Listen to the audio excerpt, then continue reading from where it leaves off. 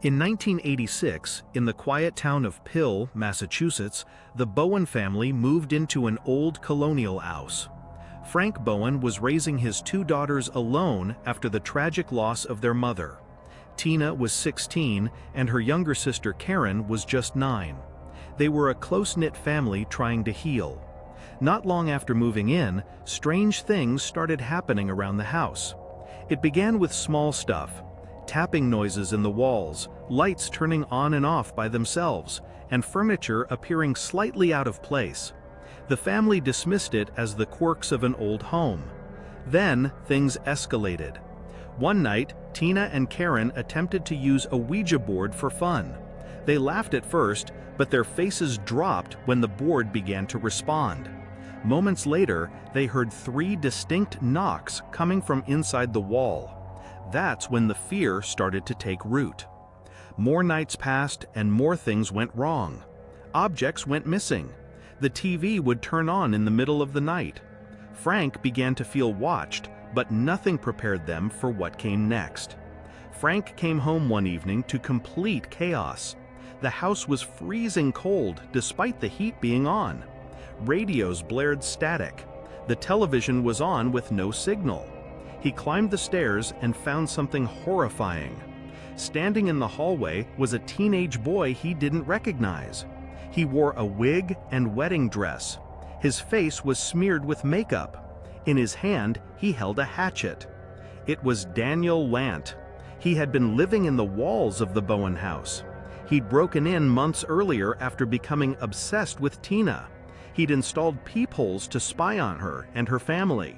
He moved around the walls in crawl spaces like a rat, coming out only when no one was looking. The noises, the missing items, and the feelings of being watched, it was all him. Frank was able to escape with his daughters and alert the police. When officers searched the house, they found Daniel hiding in a narrow wall cavity, crouched and silent. There were tunnels carved out behind the walls, complete with blankets, food wrappers, and peepholes. Lant was arrested, but later released on bail. Not long after, he broke into another home and brutally murdered a pregnant woman and her 2 children. He was later convicted and sentenced to life in prison. The Bowen family never returned to that house. Ohio State. In 2013, a group of college students rented a house off campus near Ohio State University. It was an old place but cheap, and 10 people shared it. Like most college rentals, it had quirks: bad wiring, flickering lights, and strange noises. No one thought much of it at first, but one tenant, Brett, started noticing odd things. Cabinets were left open. The fridge seemed emptier than it should be. Lights were turned on that no one remembered using. The basement had a door that was always locked, labeled as a utility closet. The landlord said not to worry about it. Then one night, Brett went down to reset the breaker after a power surge. When he turned the corner, he saw a man walking out of the basement. The man was barefoot and calm, like he belonged there. Brett froze and asked, "Who are you?" The man said his name was Jeremy and walked away. Brett and his roommates broke into the locked door. What they found was shocking. Inside was a small makeshift room, a mattress, personal photos, books, a guitar. Jeremy had been living there undetected for weeks, maybe even longer. He ate their food, used their bathroom, and moved quietly to avoid being found. Turns out Jeremy had a copy of the house key from a previous tenant and had never officially left. He just started living in the basement after everyone thought he was gone. The police were called, but Jeremy didn't resist. He packed up and left. No charges were filed, but the roommates were deeply shaken.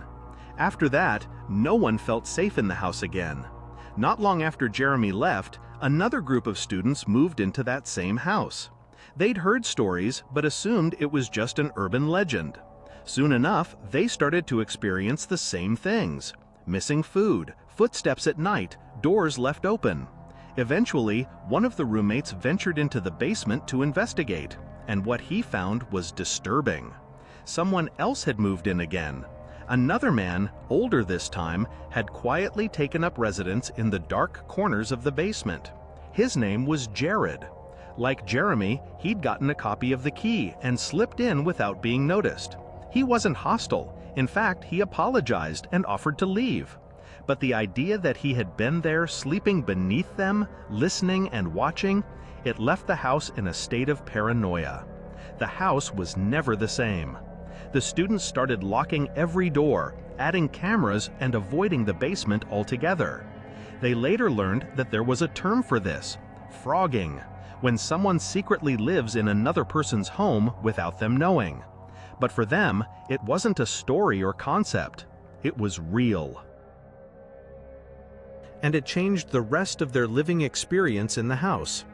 Music. This story was sent to me by a girl named Ashley. She lives alone in a small one-bedroom house outside Spokane, Washington. She moved in last winter. The place is old but charming, quiet street, and decent size. Her friends warned her about living alone in a house that backed up the thick woods, but she liked the privacy. At first, everything was fine. She settled in, decorated, and worked from home as a freelance graphic designer. Weeks went by without incident until mid-February. It started small and unnoticeable, the kind of things you'd shrug off. A spoon in the sink when she swore she had cleaned it, her shampoo bottle moved slightly, lights flickering once or twice. She thought maybe she was just tired, maybe she was slipping.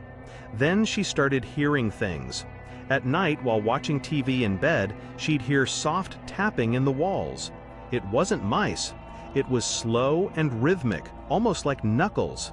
At first, she assumed it was old pipes or maybe the wood settling, but the tapping would happen after midnight, sometimes right after she turned off the TV, like it was waiting.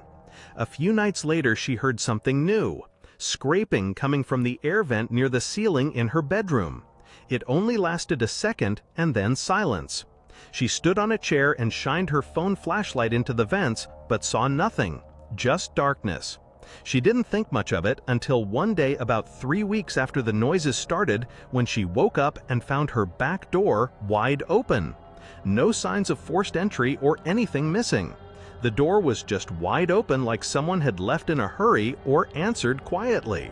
She called the police and they looked around and said the lock may have malfunctioned. They advised her to get a new one. She replaced all the locks that day, but something still felt wrong. That night, as she was lying in bed, she heard the scraping again, then footsteps. Not in the livable space of her house, but above her, in the crawl space between the ceiling and the roof. It stopped as soon as she grabbed her phone. She didn't sleep that night, and the next morning she climbed into the attic through the hallway panel. It was mostly insulation, dead bugs, and old boards. But in one far corner, she found something that didn't belong: a plastic water bottle, an empty granola wrapper, and the unmistakable shape of a rolled-up sleeping bag. Someone had been living up there. She bolted, called the police, and refused to go back in. This time, the officers did a full sweep, and they found him. The man was hiding inside the wall cavity behind her bedroom closet. He had built himself a narrow tunnel accessed through a loose panel behind the furnace in the laundry room. There was a small campsite, bags of food, and a pile of clothes. They said it looked like he'd been there for weeks, at least a month. He had cut a small peephole through the drywall covered by a vent grate. From there, he had a perfect view of her bed. He watched her sleep every night. They arrested him, but he had no ID and no explanation. Just some random drifter, likely homeless. But they think he had been watching her even before she moved in. There were scuff marks in the crawl space, like he'd been using it long before she noticed anything wrong. Ashley moved out that same week. The landlord tried to patch up the walls and make the place feel new again, but apparently no one wanted to rent it. The idea that someone could live just inches away from you in the walls in the dark is enough to make anyone's skin crawl. Ashley says, according to the neighbors, a young couple moved into the house a few months later, and they quickly moved out within under a month. They never got an explanation why. As far as she knows, the house sits vacant today. The case of Theodore Connies in Denver, Colorado, 1941. Philip Peters was a 73-year-old retired railroad auditor who lived alone while his wife recovered in the hospital. He was known to be polite and quiet, a man of strict routines and old-world values. His home was a small Victorian structure built decades earlier with tight eaves and an attic space that most would consider uninhabitable. Peters had lived in that house for decades, and he knew its creaks, drifts, and shifting shadows. But what he didn't know was that someone else was learning those things too. Someone who had been living right above his head.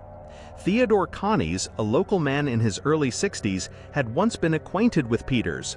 Desperately ill and homeless, Connies decided to visit the home unannounced. Finding it empty, he let himself in. When he saw that the attic had a small crawl space barely large enough for a grown man to squeeze into, he made a decision that would define his life and also end in others. Connies lived in the attic for weeks, maybe longer, without ever being seen. He crept down only when he was certain Peters was out, stealing small amounts of food, water, and newspapers. He left little evidence of his presence except for odd creaks and faint footsteps Peters chalked up to the old bones of the house. But one night, everything changed. Peters came home early from a hospital visit and heard movement upstairs. Investigating, he climbed the staircase and was met by Connies, who was emerging from the attic hatch. Startled and desperate, Connies attacked Peter with an old iron stove shaker. He beat him to death and disappeared back into the attic. When police arrived, they were at a loss. There was no forced entry, no missing valuables. The doors were locked from the inside. They called it the Ghost House Murder. The case went cold for months. Meanwhile, Connie stayed in the attic, living feet above the place he turned into a crime scene. Eventually, neighbors saw signs of movement in the supposedly abandoned home. The police were called again. When they heard a noise above, they climbed into the attic. There, in a cramped, blackened crawlspace, they found Connies. He was filthy, emaciated, and seemed like he'd gone insane. He'd been living in the walls of that house for over 5 weeks after the murder, surviving off stored food and tap water, emerging only to pace and stare through the ventilation grates. He confessed on the spot. The press dubbed him the Denver Spider-Man, and he was sentenced to life in prison. The house was never occupied again. South Carolina, 2012. A woman living with her 5 children began to notice strange things around the house. She had just ended a long and rocky relationship with a man who had a history of erratic behavior, including multiple stints in jail. But she had moved on and tried to rebuild her life, focusing on her kids and her home. One night, as she lay in bed, she noticed something odd. Nails from the ceiling began to push downward. It looked as if someone were trying to remove them from above. She heard scratching and faint thumps and what she thought was whispering. She dismissed it at first as stress or imagination, but then things escalated. Objects would move slightly from where they had been placed. Her food disappeared faster than it should. One morning, she woke to find insulation debris on her bed. Finally, she sent her nephew to investigate the attic. What he found shocked them all. Her ex-boyfriend was living up there. He had carved out a tiny makeshift living space beside the heating unit. He made a bed fashioned from coats and blankets, and he had been spying on her through a vent directly above her bed. There were plastic cups filled with urine and feces, indicating he hadn't left the attic for days. He admitted he had been up there for over 2 weeks. He came down, apologized, and calmly left before the police could arrest him. But the woman was traumatized, knowing that someone she once trusted had watched her and her children sleep mere feet above their heads. The woman stated she would be shaken for life. In February of 2020, a man in Oklahoma City started to notice some small things around his home were out of place, like a cereal box was half empty when it should have been full. The back door was unlocked one morning. The thermostat was changed in the night. His first thought was a memory lapse, then maybe an animal or even a prank by a neighbor. But the disturbances continued, always subtle but just enough to be unsettling. One day he finally decided to investigate the attic. He expected to find a dead raccoon or maybe some birds.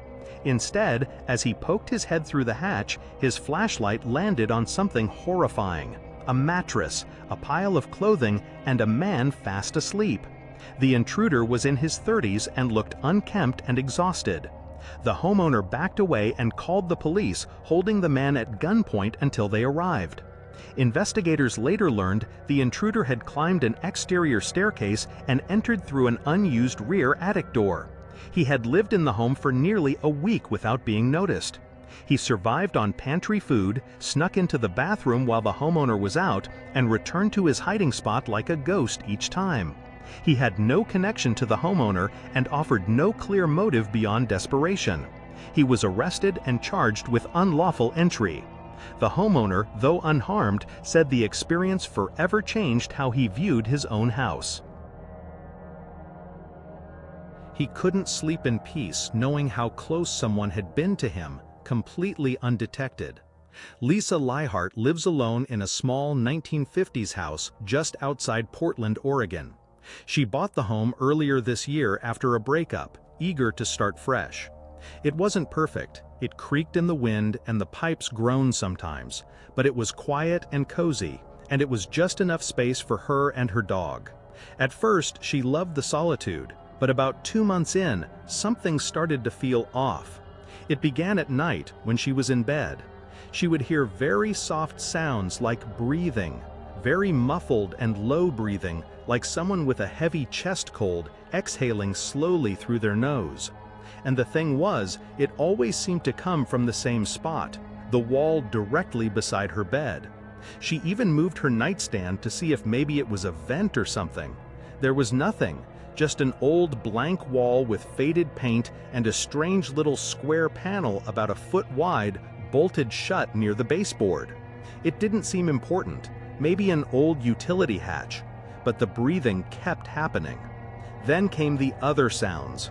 Late at night, usually between 2 and 4 a.m., she would hear quiet tapping, like fingers tapping on wood. One night, she was lying still, staring at the ceiling, when she heard a whisper. She couldn't make out the words, but it came from inside the wall. That was the first time she left the house in the middle of the night to stay at a friend's place. She told her friend about the noises, and her friend joked that it sounded like her house was haunted. But Lisa didn't think it was a ghost. It sounded too real. She started sleeping on the couch, and even then, some nights she thought she'd heard something faint, like someone crawling through insulation. After about a week of avoiding her bedroom, she finally decided she had to confront it. She took a crowbar to the small square panel on the wall. It came off easier than expected. As it turned out, the screws weren't even holding it in place, so it could have been removed with her bare hands. Behind it was a dark cavity. She turned on her phone flashlight and aimed it into the space. At first, she saw insulation and old wood. Then she noticed that the space actually opened up further. It wasn't just a hollow wall. It was a crawl space roughly 3 feet wide, stretching back into darkness. She leaned closer.